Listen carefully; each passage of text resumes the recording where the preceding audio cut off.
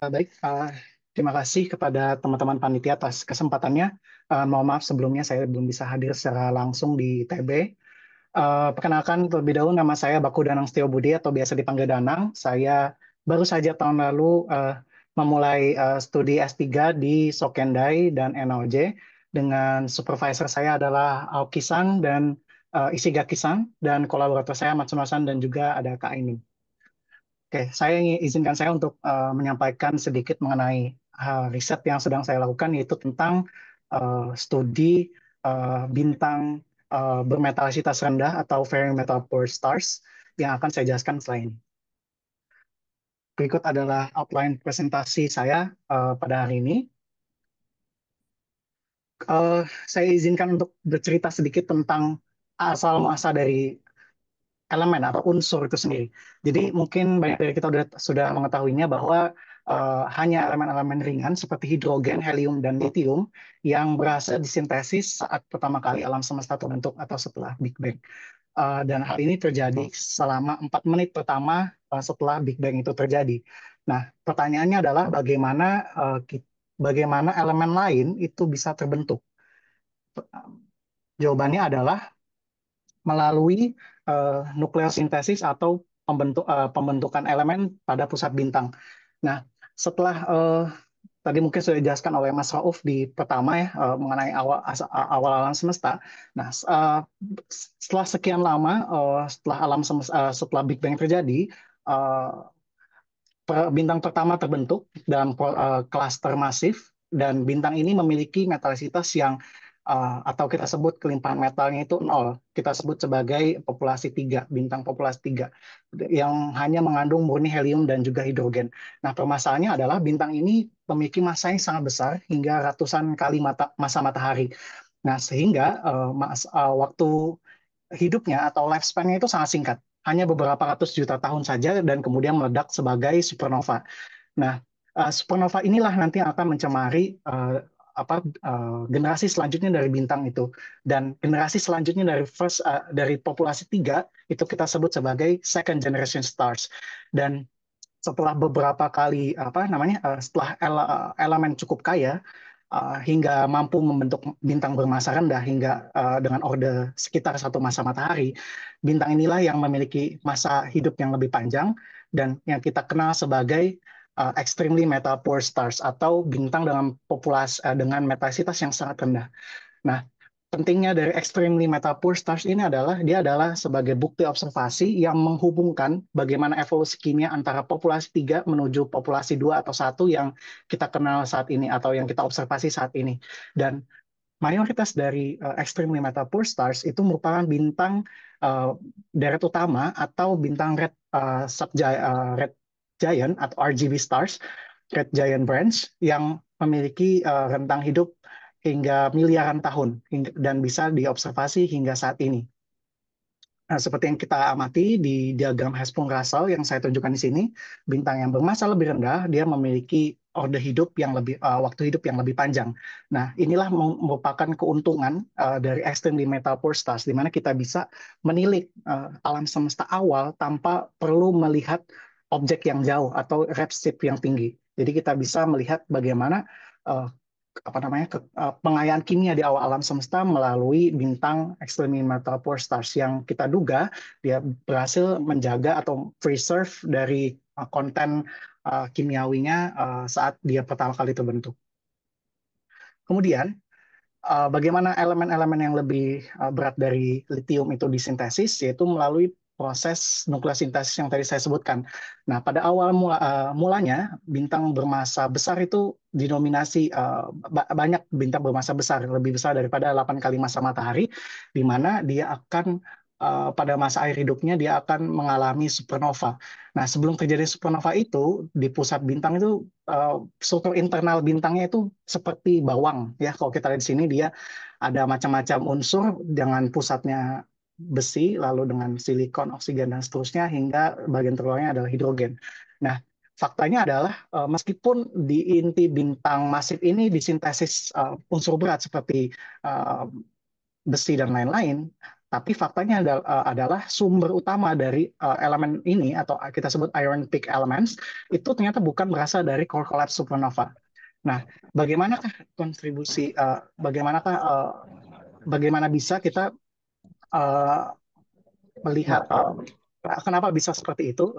Iron peak element ini ternyata bukan differential core collapse supernova. Salah satunya adalah dengan adanya mekanisme mixing and falling back. Jadi intinya dari mekanisme ini adalah bagian inti dari bintang yang mengandung unsur berat tadi itu tidak terlontarkan ketika supernova dan justru malah tersedot atau tertarik ke dalam lubang hitam sehingga pada masa awal alam semesta iron peak element ini tidak diproduksi secara banyak begitu. Dan inilah yang menjadi keutamaan kenapa kita harus melihat kelimpahan alfa elemen, yaitu unsur yang berada di lebih luar bagian inti bintang ini, seperti kita lihat di gambar ini, yang uh, terlontarkan ketika proses supernova. Jadi kita melihat rasionya, dan itu akan menjadi constraint dari model supernova di awal alam semesta. Nah, terus lalu bagaimana dengan iron peak element? Mayoritas iron peak element itu diproduksi ketika proses supernova type 1A, yaitu ketika ada apa namanya, ada ledakan dari bintang ganda katai putih, bintang ganda dengan komponen katai putih. Nah, uh, seperti yang sudah saya sebutkan tadi, karena supernova type 1A ini dia punya waktu hidup yang lebih panjang karena bintang bermasa rendah, maka terjadi istilahnya kita sebut sebagai delay dalam pengayaan besi. Kita bisa lihat dari grafik sebelah kiri ini, yaitu awal mulanya dia plateau atau dia cenderung mendatar, kemudian saat iron lebih banyak diproduksi di sekitar Fa over Ha sekitar -1, dia langsung menurun secara drastis, seperti itu. Nah, lalu unsur-unsur yang lebih berat daripada iron peak elements seperti yang kita lihat di sini, seperti timbal, uranium, europium dan sebagainya, itu diproses melalui proses kita sebut neutron capture, yaitu ketika dia menangkap neutron dan menjadi unsur yang lebih berat. Nah, proses neutron capture ini ada terbagi dua, yaitu S proses, slow proses, atau yang lebih lambat terjadi pada bagian lapisan apa nih, kalau nggak salah helium burning di bagian AGB stars atau asymptotic giant branch. Sementara untuk yang lebih berat, R proses atau kita sebut rapid proses yang prosesnya cepat itu terjadi ketika neutron fluxnya itu sangat besar. Contohnya saat proses supernova ataupun yang kita yakini saat ini ketika ada proses kilonova atau neutron stars majors, di mana proses ini menghasilkan unsur elemen berat seperti europium, emas, dan juga uranium. Nah, ada satu proses lagi yang kini sedang menjadi topik hangat pembicaraan di kalangan astronom astronom nukleosintesis, yaitu proses I proses, yaitu intermediate proses. Nah, ini bisa menjelaskan beberapa bintang yang unik pola pola kelimpahannya yang tidak bisa dijelaskan oleh S proses maupun R proses. Nah, ini adalah rangkuman asal muasal dari elemen itu sendiri. Yang pertama ada yang berasal dari Big Bang nukleosintesis, ada yang dari pengayaan di dalam bintang masif melalui supernova, kemudian ada supernova type 1A dan juga neutron star major dan neutron capture element. Nah, kemudian ke definisi metal poor stars itu sendiri, kita mengenal beberapa kelas bergantung dari kelimpahan ironnya atau Fe over H, di mana yang menjadi sorotan kita adalah yang di bawah -2, kita sebut sebagai very metal poor stars, hingga -4, yaitu ultra metal poor stars. Nah, ada subclass atau subclass dari metaphor stars ini bergantung dari kelimpahan elemen lain. Misalkan karbon, kita sebut sini adalah carbon enhanced metaphor stars atau CMP, di mana carbon enhanced-nya carbon abundance-nya di atas 1, atau dia neutron capture rich stars, ada air process maupun S process. Seperti itu. Oke, ini adalah contoh metaphor stars. Saya lanjutkan saja. Nah, bagaimana proses menemukan metaphor stars itu sendiri, kita mulai dari low resolution spectra hingga nanti di follow up dengan spektroskopi resolusi tinggi. Contohnya yang dilakukan di NLJ itu menggunakan Subaru SDS dengan resolusi hingga 160.000. Nah, kemudian saya masuk ke proyek yang sedang saya kerjakan, yaitu bagaimana kita mengungkap masa lalu dari oksigen dan juga alfa elemen dengan menggunakan instrumen Subaru IRD, yaitu untuk menentukan kelimpahan secara akurat. Nah, ini adalah pentingnya elemen oksigen. Tadi sudah saya sebutkan, dia merupakan salah satu elemen alfa dan dia memiliki kelimpahan ketiga tertinggi di alam semesta. Kenapa studi ini menarik? Karena terjadi masalah yang cukup uh, tidak terselesaikan mengenai pengukuran kelimpahan oksigen dari extremely metal per stars, yaitu kita ingin menggunakan Subaru IRD untuk mengukur kelimpahannya. Jadi data yang saya gunakan adalah sampel dari dua observation run dengan PI sensei saya sendiri, itu Opisan. Berikut ada data IRD. Dan ini adalah beberapa metode yang saya lakukan untuk menentukan kelimpahan. Jadi kita mengkalibrasi ulang parameter bintangnya hingga menurunkan kelimpahan iron dan juga kelimpahan OH. Dan ini adalah hasil highlight-nya. Ternyata hasil dari pekerjaan kami itu mampu mereproduksi tren evolusi galaktik untuk elemen oksigen. Dan kami ingin melanjutkan studi ini dengan menambah sampel di daerah extremely metal pore star, yaitu dengan metalisitas di bawah -3.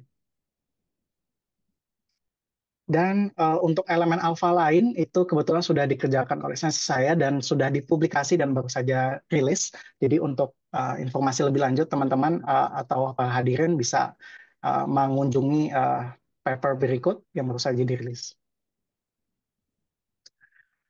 Dan saya lanjut ke bagian terakhir, yaitu tentang prospek Observatorium Timau 3,8 meter, bagaimana kontribusinya dalam bidang stellar arkeologi.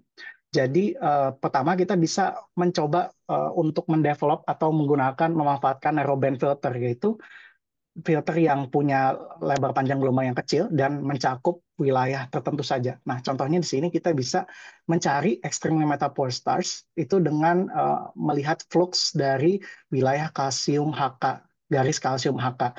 Jadi kita pilih contohnya di sini adalah filter pada Subaru Hyper Supreme Cam, itu ada yang mencakup daerah kalsium HK ini. Nah, kemudian contoh lainnya adalah ini paper yang tahun lalu dirilis ini kebetulan oleh senpai saya. Ini dia menggunakan masih dengan filter narrowband filter di Subaru Hyper Supreme Cam, tapi targetnya adalah untuk kalsium garis magnesium dan dia mampu resolve struktur halo di galaksi Andromeda. Dan selain fotometri, diharapkan juga kita bisa mendevelop untuk spektrograf resolusi medium. Nah, ini saya tunjukkan dua contohnya adalah dari NARIT, yaitu ada MRES dengan resolusi 19.000, atau dengan kembaran teleskop Timau, yaitu SEIMA teleskop sendiri dengan spektrograf Gauss RV. Dan di sini kita bisa lihat keduanya dengan perbandingan estimasi signature noise-nya. Dan berikut adalah saran dari saya mengenai riset ini. Oke, mungkin saya cukupkan saja karena waktunya terbatas. Terima kasih banyak atas kesempatannya. Jika ada pertanyaan lebih lanjut, saya siap mendengarkan. Terima kasih. Baik, terima kasih Mas Danang. Kita berikan tepuk tangan. Satu pertanyaan. Silakan Mas Tri. Ya, selamat pagi ya Mas Danang. Presentasi baik Ya, sekali. Saya penasaran terima kasih. kalau mencari extreme metal pulsar di data Gaia bisa nggak ya? Misalnya pakai spektra BPRP gitu? Yes, terima kasih Mas Tri. Iya, kebetulan itu yang sedang saya kerjakan juga. Kebetulan, iya betul. Jadi gaya RVS itu dia spektranya setahu saya dia mencakup kalsium triplet dan itu jadi proxy yang bagus sekali untuk estimasi metal-pore stars. Ya, dan kemarin kebetulan sebelumnya ada paper yang baru rilis dan itu jadi motivasi kita untuk melakukan observasi follow up resolusi tingginya. Tuh. Oh gitu. Oh, terima kasih. Baik, terima Terima kasih. kasih Mas. Satu pertanyaan singkat. Singkat aja, Danang dari mantan pembimbing. Karena tertarik dengan Ya, Pak. apa namanya, what is the current state of stellar atmospheric model untuk extremely poor star? Apakah memang Mars itu sudah cukup capable untuk masalah NLTI-nya gitu? Makasih. Ya, terima kasih banyak Pak Hakim atas pertanyaannya. Betul sekali Pak. Jadi untuk permasalahan utama dari pemodelan atmosfer ini adalah uh, estimasi yang kita biasa pakai kan LTE, Local Thermal Equilibrium. Nah, permasalahannya untuk banyak elemen itu, untuk extreme metal pulsar itu cukup offset nilai estimasinya itu hingga bisa 0,2 angkanya. Dan itu sebenarnya cukup bermasalah karena kan ingin presisi ya pengukurannya. Nah, jadi sekarang itu salah satu caranya adalah kita mendevelop metode NLTI. Nah, NLTI itu sendiri tidak bisa digunakan untuk seluruh elemen, hanya beberapa elemen saja yang memang perlu koreksi NLTI. Misalkan tadi ada oksigen atau juga strontium dan sebagainya. Nah, sebenarnya yang paling bagus approach-nya itu adalah dengan model 3D. Nah, cuman model 3D ini sangat komputasinya sangat berat dan hanya beberapa grup apa namanya riset saja yang bisa melakukan ini. Salah satunya di Eropa. Nah, itu saat ini seperti itu, Pak.